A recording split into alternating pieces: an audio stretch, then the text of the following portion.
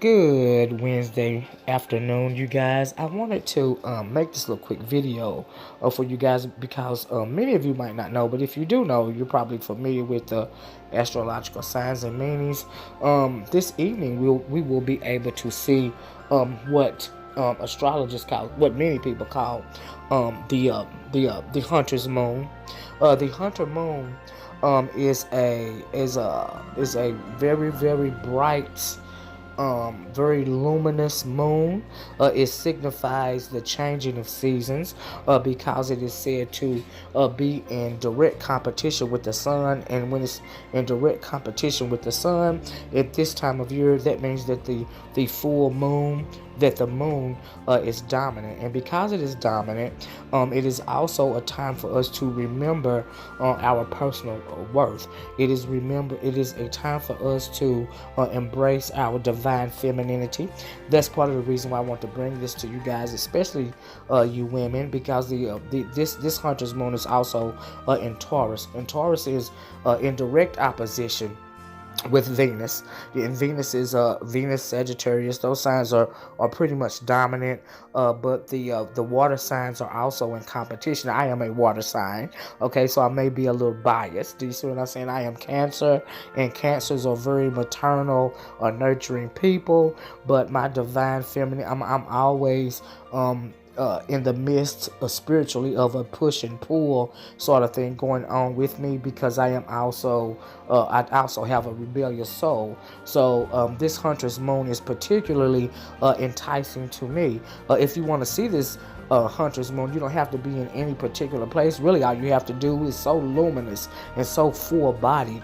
All you have to do is go outside and look up. Do you see what I'm saying?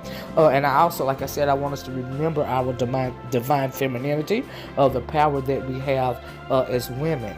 You know, especially during this time of year, especially during this hunter's moon. A little bit about the history of the hunter's moon is we know that moons were once named for season. A lot of especially Native American tribes, they didn't go by this Gregorian calendar that we go by now. They viewed things as nature to signal the changes in season. And the hunter's moon actually comes before the harvest moon. The harvest moon was last month, and the harvest moon was a signal of reaping what you sowed. You know, as far as you've planted your fruits and your vegetables, and all year long you've tended to them all summer long, and now it is time to harvest them. And that is what the harvest moon was supposed to signify. This hunter's moon signifies a time for cleansing. It is also a time for it signifies a time for death, and it signifies a time for death because it is a hunter's moon. It is a time for hunting the wildlife that our ancestors once had to live off of. They've grown fat over the summer. They've grown fat for they're ripe for killing, so that we will have meat and food throughout the winter. But because it is a sign for death, it is also a sign for rebirth. And because it is a sign for rebirth, it is a perfect time for our divine femininity, for us to remember, like I said, the power that we have within us. And I want to bring this to you guys also in part because we had a little bit of discussion about the Bible and some things and myths and misnomers pertaining to the Bible, the occult. So I also want to bring this to you guys for that, in case you listen to that live stream, that coffee break live stream this morning. So I just wanted to bring this little bit of info to you guys, especially you ladies. For you men also, this is a very strong moon because it does signify death, but it signifies death by rebirth.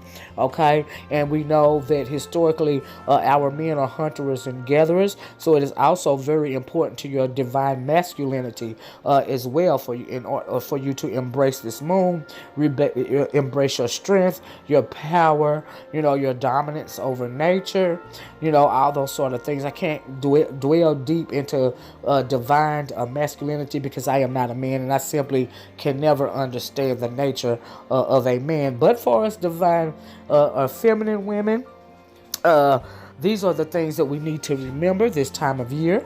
Okay, that is pretty much all I have to say about this right now. I didn't want to make this video long. I just wanted to remind you ladies of your divine femininity. And like I said, once again, it is a time for you to remember and embrace your power, embrace change, embrace rebirth, strengthen your soul.